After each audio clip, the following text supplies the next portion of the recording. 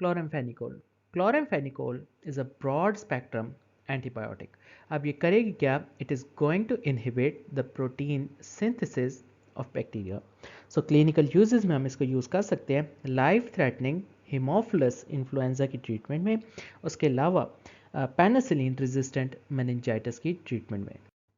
तो अगर बैक्टीरिया की प्रोटीन सिंथेसिस मशीनरी की बात करें तो उसके पास राइबोसोम होता है which is 70S, which is the combination of 50 and 30S सब यूनिट्स।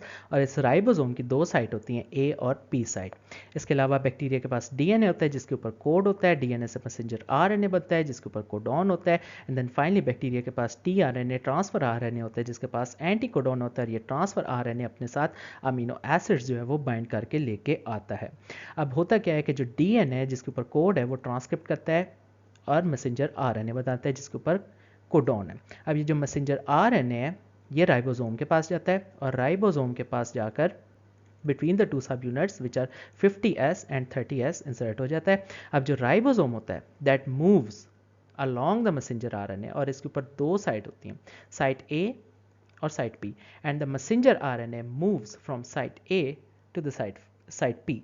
अब इस दौरान होता क्या है कि जो ट्रांसफ़र आरएनए होता है उसके ऊपर एंटीकोडॉन होता है और ये ट्रांसफ़र आरएनए अपने साथ अमीनो एसिड्स जो है वो लेकर आता है।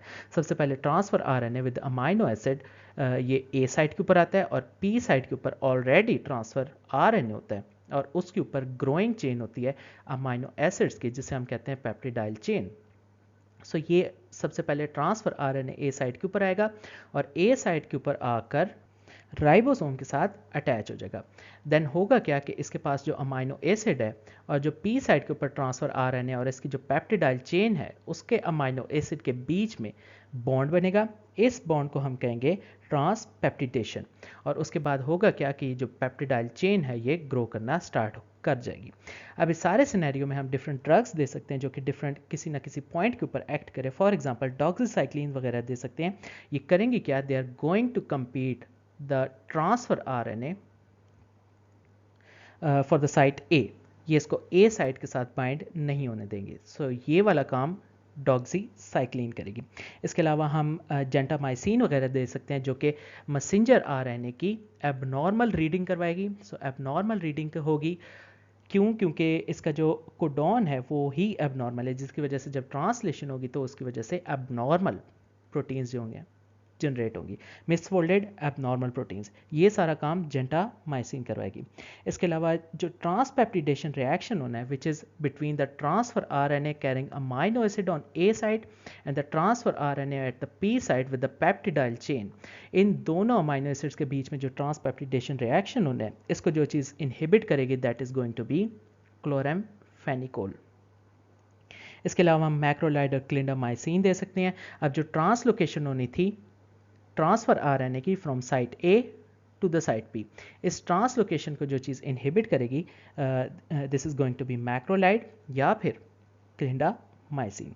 इसके अलावा हम स्ट्रेप्टोग्रामिन्स ले सकते हैं which is combination of dalfopristin and quinupristin. अब डाल्फोप्रेस्टिन क्या करेगी? It inhibits the binding of transfer RNA with amino acid. ऐसा ट्रांसफर आरएनए जिसके पास अमाइनो एसिड है इसको हम कहेंगे this is a amino acyl transfer RNA.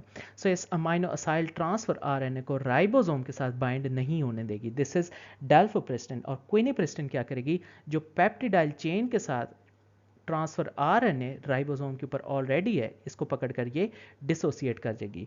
सो जो डिसोसिएट करेगी दिस इज क्विनिप्रेस्टिन और जो अमाइनो असाइल आरएनए को राइबोसोम के साथ बाइंड नहीं होने देगी दैट इज डाल्फोप्रेस्टिन। तो अगर स्पेसिफिकली क्लोरामफेनिकोल के मैकेनिज्म ऑफ एक्शन की बात करें तो इसने किया क्या है? इसने ट्रांस पेप्टिडेशन को इनहिबिट किया जिसकी वजह से बैक्टीरियल प्रोटीन सिंथेसिस जो है वो भी इनहिबिट हो गई है।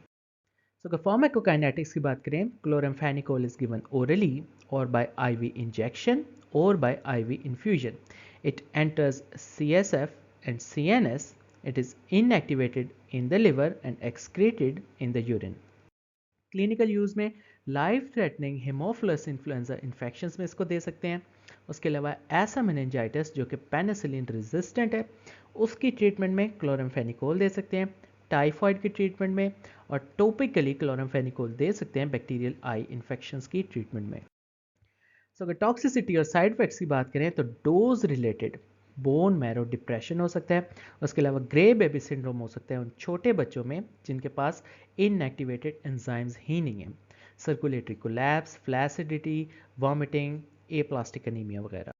तो अगर फाइनली सारी एंटीबायोटिक्स को समराइज करें जो कि प्रोटीन सिंथेसिस को इनहिबिट करेंगी, तो उसके अंदर 3 ग्रुप्स बन सकते हैं। पहला group broad spectrum, second group moderate spectrum और थर्ड ग्रुप में नैरो स्पेक्ट्रम एंटीबायोटिक्स जो कि प्रोटीन सिंथेसिस को इनहिबिट करेगी। ब्रॉड स्पेक्ट्रम में देखें तो अमीनोग्लाइकोसाइड्स आ सकते हैं, टेट्रासाइक्लिन्स और क्लोरामफेनिकोज। मॉडरेट में देखें तो मैक्रोलाइड और कीटोलाइड आ सकते हैं, और नैरो स्पेक्ट्रम में देखें तो लिंकोसामाइड्स, स्टेप्टोग्रामिन्स और इसके अलावा ऑक्सोजैलिडियोन्स। तो अगर सबसे पहले broad spectrum protein synthesis inhibiting antibiotics की बात करें तो पहला ग्रुप होगा अमीनो ग्लाइकोसाइड्स, जिसके अंदर gentamicin, tobramycin, amikacin, streptomycin, neomycin, kanamycin, netilmicin, spectinomycin और सिसोमाइसिन आ सकती हैं।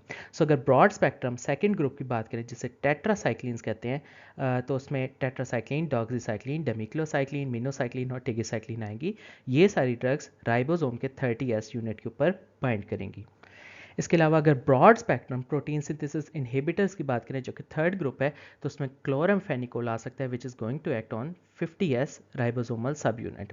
इसके अलावा अगर moderate spectrum protein synthesis inhibiting antibiotics की बात करें तो उसमें मैक्रोलाइड्स आ सकती हैं। सो जो मैक्रोलाइड्स हैं वो 50S राइबोसोमल सब यूनिट के ऊपर बाइंड करेंगी। उसमें एजिथ्रोमाइसिन, क्लेरिथ्रोमाइसिन, एरिथ्रोमाइसिन और फिडॉक्सीमाइसिन आ सकती हैं। और मैक्रोलाइड्स के बाद जो दूसरा ग्रुप है उसको कहेंगे कीटोलाइड्स। कीटोलाइड्स भी 50S राइबोसोमल सब यूनिट के ऊपर बाइंड करेगी और उसके अंदर आ सकता है टेलिथोमाइसिन। इसके अलावा अगर narrow spectrum protein synthesis inhibiting antibiotics की बात करें तो जो पहला ग्रुप होगा उसे हम कहेंगे lincosamide. It is going to act on the 50S ribosomal सब यूनिट, इसमें क्लिंडामाइसिन आएगा। सेकंड ग्रुप को हम कहेंगे स्ट्रेप्टोग्रामिन्स, ये भी 50S राइबोसोमल सब यूनिट के ऊपर बाइंड करेगा, इसमें आएगा क्विनिप्रिस्टिन और डेल्फोप्रिस्टिन। और जो थर्ड ग्रुप होगा narrow spectrum protein synthesis inhibiting antibiotics का, this is going to be oxazolidinone, ये भी 50S राइबोसोमल सब यूनिट के ऊपर बाइंड करेंगे। सो ऑक्साजोली डायोन्स के अंदर लिंजोलिड और टेडिजोलिड आ गए।